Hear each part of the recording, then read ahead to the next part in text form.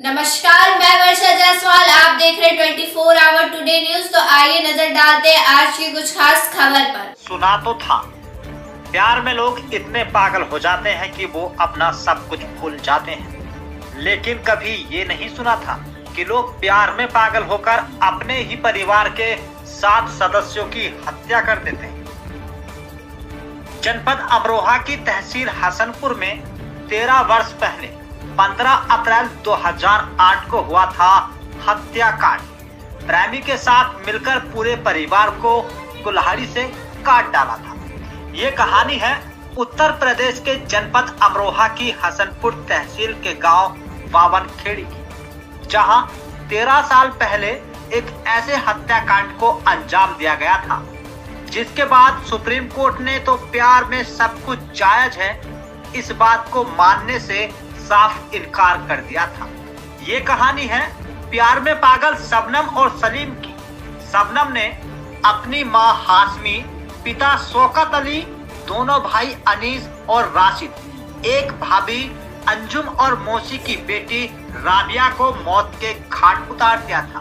शबनम यही नहीं रुकी, उसने अपने 10 माह के उस भतीजे अर्श को भी जान से मार दिया, जिसे पता ही नहीं था कि वो क्या कर रही है। कहते हैं इश्क और प्यार में सब जायज है, लेकिन क्या किसी को प्यार में इतनी आजादी मिलनी चाहिए कि किसी की हत्या कर दी जाए? शबनम और सलीम एक दूसरे की मोहब्बत में इतने पागल हुए कि इन्हें 7 लोगों की हत्या करने में जरा भी डर नहीं लगा। पिछले वर्ष शबनम की दया याचिका को सुप्रीम कोर्ट ने ठुकरा दिया था। राष्ट्रपति की तरफ से भी शबनम की याचिका खारिज हो चुकी है। शबनम भारत की वो पहली महिला होगी जिसे फांसी पर लटकाया जाएगा। शबनम ने यूपी के राज्यपाल से दया की गुहार लगाई। प्राप्त समाचार के मुताबिक शबनम के 2 वकील गुरुवार को रामपुर जिला जेल पहुंचे। यहां उन्होंने जेल अधीक्षक से मुलाकात कर उन्हें शबनम की दया याचिका जो राज्यपाल को संबोधित थी वो सौंपी है। इस याचिका में शबनम को फांसी की सजा माफ किए जाने की मांग की है। राज्यपाल से दया की उम्मीद का शबनम का यह दूसरा प्रयास है। पूर्व में उसकी दया याचिका राज्यपाल के स्तर से खारिज हो चुकी है। शबनम के बेटे ताज ने भी लगाई राष्ट्रपति से दया की गुहार। बुलंदशहर के सुशीला विहार कॉलोनी में रहने वाले शबनम के 13 वर्ष के बेटे ताज ने भी राष्ट्रपति को पत्र लिखकर अपनी मां को माफ करने की गुहार लगाई है। दरअसल ताज को पत्रकार उस्मान सैफी ने गोद लिया था। उस्मान के संरक्षण में शबनम का बेटा ताज पला बड़ा है। ताज को भी अब अपने मां शबनम के गुनाहों का एहसास है। हालांकि 13 साल के ताज ने राष्ट्रपति को पत्र लिखकर अपनी मां को माफ करने की गुहार लगाई। पत्रकार उस्मान ने ताज द्वारा राष्ट्रपति के नाम पत्र लिखे जाने की जानकारी दी है। उस्मान ने बताया कि फांसी की सजा पाने वाली शबनम मौजूदा समय में रामपुर जेल में बंद है। 21 जनवरी को वो ताज को लेकर रामपुर जेल गए थे, जहां उन्होंने उसकी मां शबनम से मुलाकात कराई थी। शबनम ने ताज को टॉफी भी दी। अब देखना ये होगा कि राष्ट्रपति ताज की दया याचिका को स्वीकार करते हैं या नहीं। खास रिपोर्ट के लिए जुड़े रहिएगा 24 आवर टुडे न्यूज के साथ।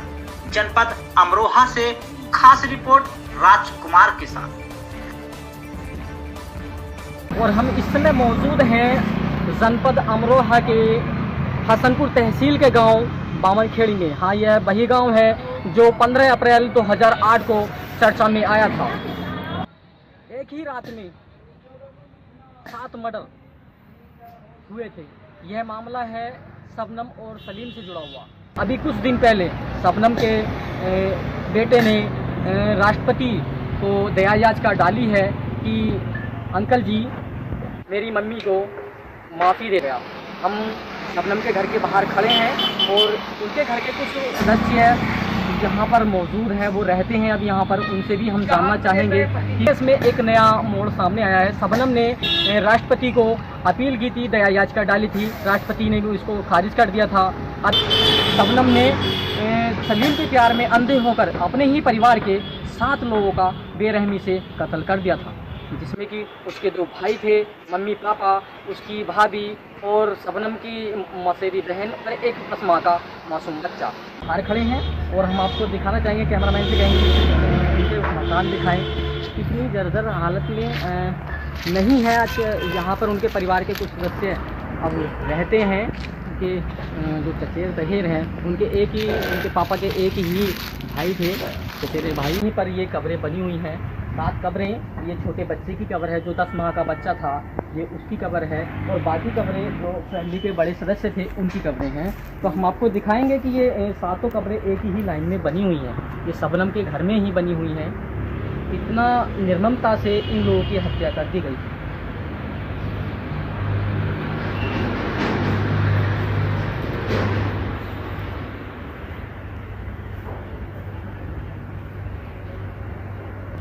शबनम के बेटे ने, ताज मोहम्मद ने याचिका दायर की है राष्ट्रपति जी को। अभी उसकी सुनवाई होती, देखते हैं उसमें क्या कुछ सामने आता है। क्या राष्ट्रपति जी उनकी इस अपील को मानते हैं या उसको भी नकार देते हैं। यहाँ पर कुछ सदस्य बैठे हैं घर के बाहर, हम उनसे जानना चाहेंगे कि शबनम को जब से फांसी की सज़ा के बारे में सुना है लोगों ने, और ये चर्चाएं तेज़ होने लगी हैं कि शबनम को आने वाले कुछ दिनों में फांसी होने वाली है। अभी सरकार के द्वारा या कोर्ट के द्वारा कोई डेट निश्चित नहीं की गई है।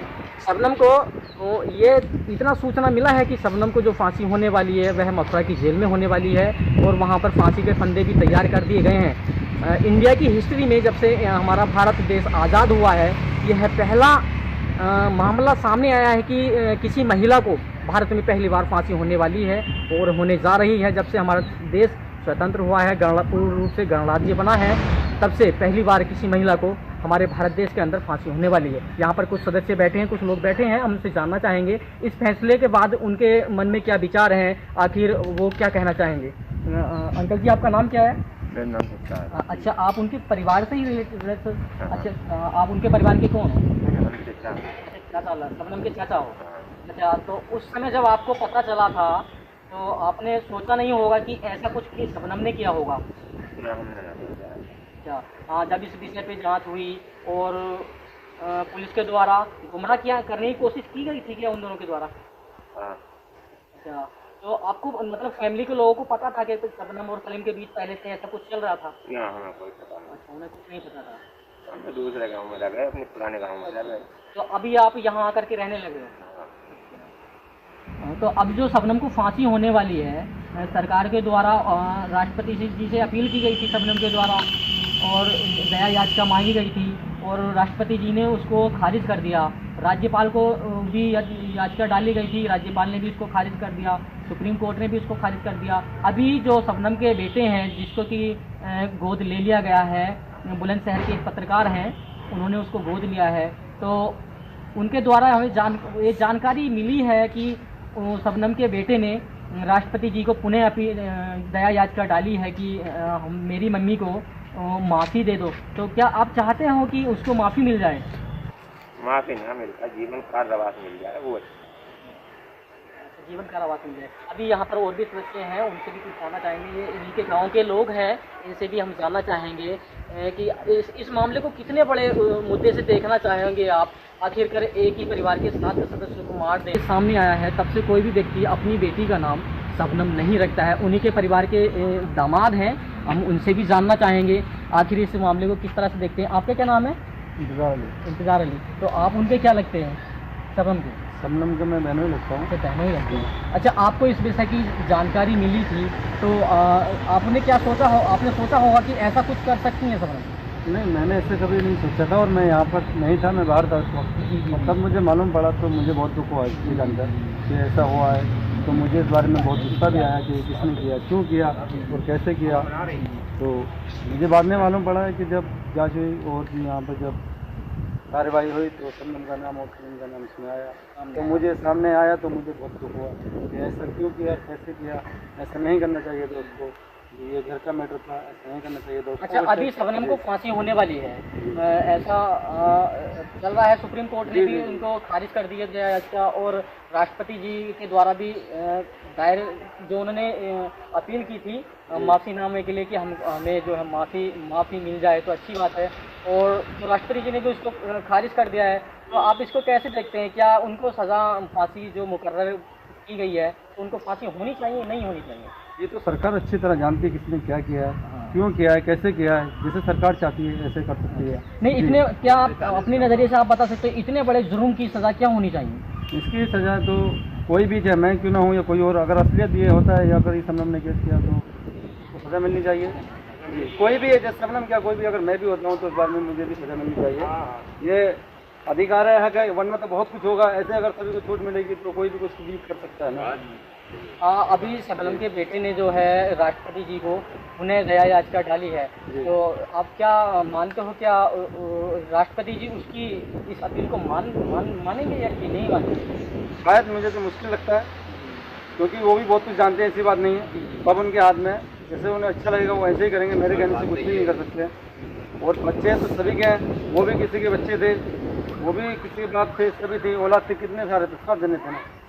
अभी इनके दामाद थे, उनसे बात की। यहाँ पर ही शबनम के इसी घर में उन 7 व्यक्तियों की कब्र भी बनी हुई है। हम आपको वो कब्र के पास ले जाएंगे और आपको वहाँ की कब्र भी दिखाएंगे। 7 व्यक्तियों की कब्र एक ही लाइन में बनी हुई है।